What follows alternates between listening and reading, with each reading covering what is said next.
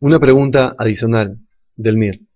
El hallazgo clínico del pulso paradójico, incurgitación yugular e hipotensión arterial es diagnóstico de taponamiento cardíaco.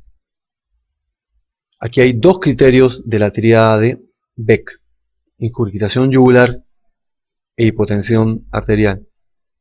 A esto le agregan el pulso paradójico, que no es de la tríada de Beck, pero sí es un signo característico de taponamiento cardíaco.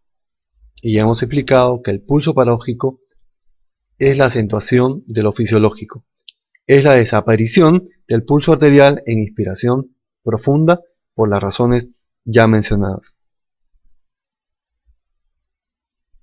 Pasemos a una pregunta de soplos cardíacos, que nos va a permitir poder resolver casos clínicos. Recuerden que por acuerdo de las PFAM hay un porcentaje de casos clínicos de un orden de entre un 30-40% de casos clínicos. Es necesario estar preparados para resolver casos clínicos, y para eso necesitamos una buena base en lo que es la semiología, sobre todo en lo que respecta a cardiología. En base a la semiología y la fisiopatología es posible resolver cualquier caso clínico de cardiología. Veamos los soplos. Indique la asociación correcta entre el soplo y la patología que lo produce. Vamos en las siguientes diapositivas a comentar cada una de las alternativas. La alternativa soplo de Graham-Still se va a encontrar en el caso de estenosis pulmonar por hipertensión pulmonar. Es una alternativa falsa. ¿Cuándo vamos a encontrar el soplo de Graham-Still? En el caso de insuficiencia pulmonar. ¿Cómo será este soplo? Si es insuficiencia pulmonar, es un soplo diastólico y protodiastólico, de tono agudo y de timbre aspirativo, que se va a ocultar en el foco pulmonar. Es el soplo de Graham-Still. La alternativa B, el soplo de Gibson, se va a ocultar en persistencia del ductus arterioso. Es una respuesta verdadera. Ahí tiene la representación del soplo continuo, que no hay que confundir con un soplo sisto-diastólico. El soplo continuo no es un soplo sisto-diastólico. Es un soplo que se origina en el primer ruido y termina en el primer ruido, que está abarcando tanto la sístole como la diástole, pero se denomina soplo continuo. En cambio, el soplo sisto-diastólico se debe a una lesión valvular doble. Por ejemplo, tenemos un soplo mesosistólico y protodiastólico. Puede deberse a una estenosis aórtica más una insuficiencia aórtica. La alternativa C, el soplo de Austin-Flint, en estenosis aórtica funcional por hipertensión arterial. Es falso. El soplo de Austin-Flint vamos a encontrar en estenosis mitral funcional en insuficiencia aórtica. ¿Por qué es que se va a presentar este soplo de Austin-Flint? En una insuficiencia aórtica, la sangre va a regurgitar de la aorta al ventrículo izquierdo. El ventrículo izquierdo se va a dilatar. Va a aumentar las presiones en el ventrículo izquierdo. A incrementarse las presiones en el ventrículo izquierdo, para que pase sangre de la aurícula izquierda al ventrículo izquierdo, va a haber mayor dificultad. Va a haber dificultad para el pasaje de sangre de la aurícula izquierda al ventrículo izquierdo. Y eso va a originar una turbulencia, que es el soplo de Austin-Flint, que corresponde a una estenosis mitral funcional. La válvula mitral no está lesionada. Es simplemente un incremento de resistencia para el pasaje de la sangre de la aurícula izquierda al ventrículo izquierdo. El soplo de Carey-Kunz en insuficiencia pulmonar funcional por hipertensión pulmonar. Falso. El soplo de Carey-Kunz lo vamos a encontrar en lesión valvular durante un episodio agudo de fiebre reumática. Es un soplo de estenosis mitral mesodiastólico, de tono grave y de timbre de rodamiento. El soplo de Steele en valvulitis mitral por fiebre reumática. Falso.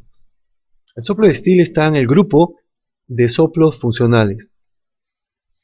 ¿Cómo es un soplo funcional? Es un soplo mesosistólico y es un soplo de baja intensidad. Pasemos ahora al tratamiento de la insuficiencia cardíaca y sus efectos adversos. La manifestación clínica más precoz de intoxicación digitálica es: ustedes saben que en el tratamiento de insuficiencia cardíaca, el tratamiento está en base a la clase funcional según la NIJA o al estadio de la insuficiencia cardíaca. Por ejemplo, si está en estadio A, ¿qué quiere decir esto? Que no hay todavía insuficiencia cardíaca, que no hay cardiopatía. Está indicado los YECA.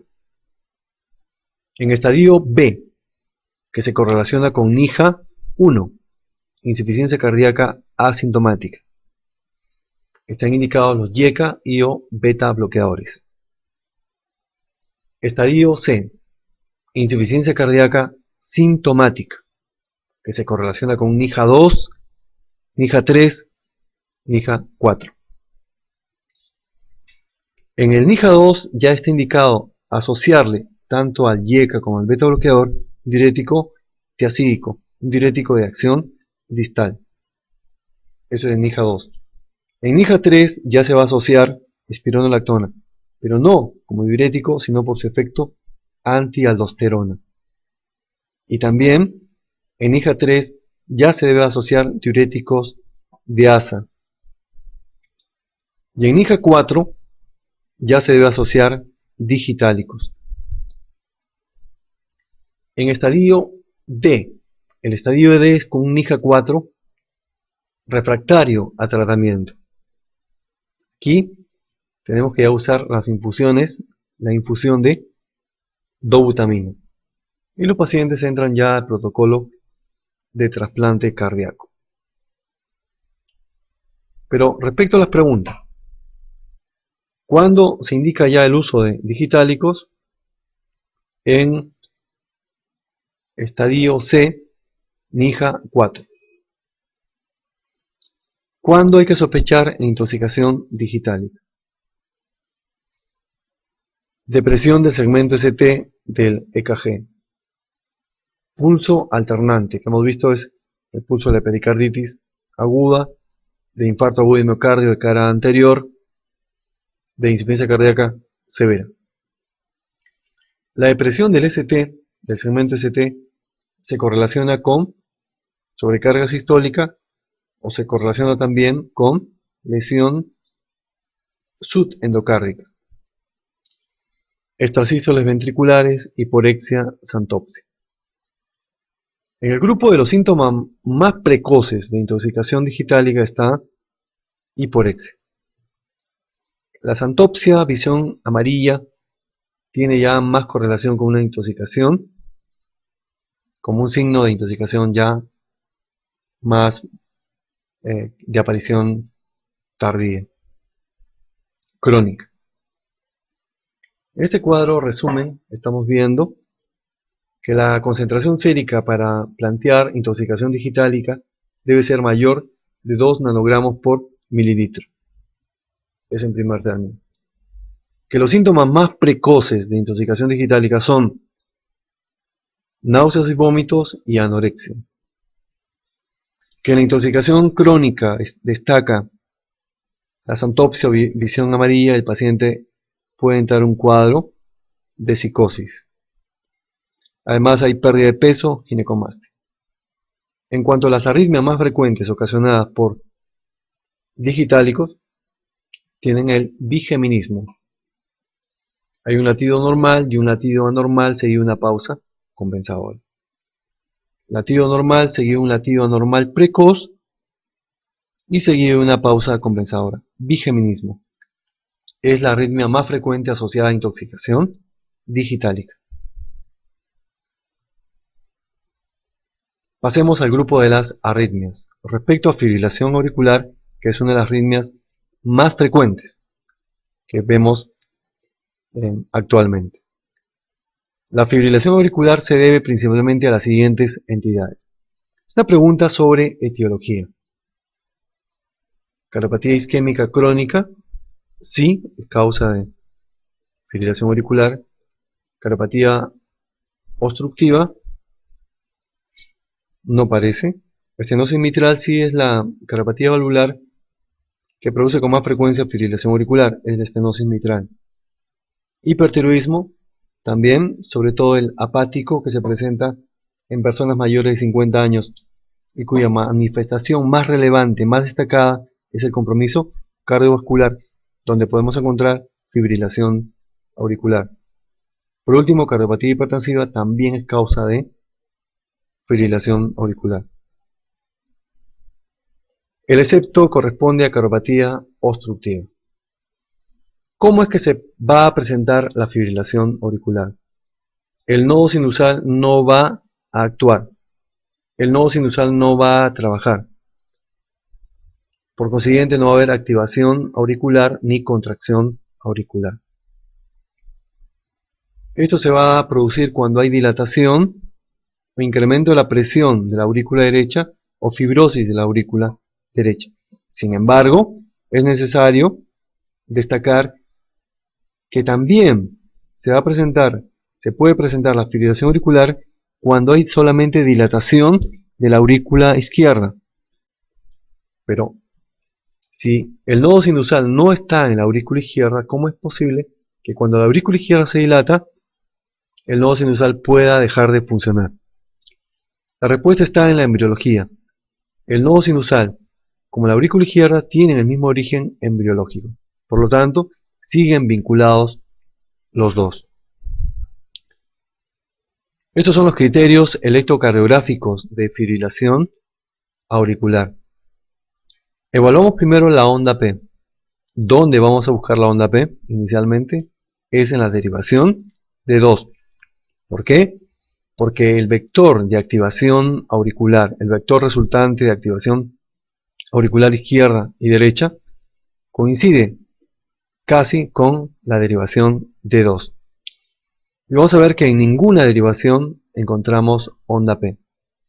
Esto indica que el nodo sinusal no está trabajando.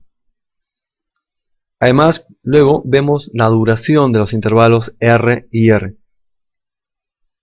Y como estamos viendo en esta diapositiva, los intervalos son irregulares. Y en tercer lugar, la presencia de las ondas F minúscula que parecen ondas de interferencia. La frecuencia auricular está entre 350 y 450 latidos por minuto.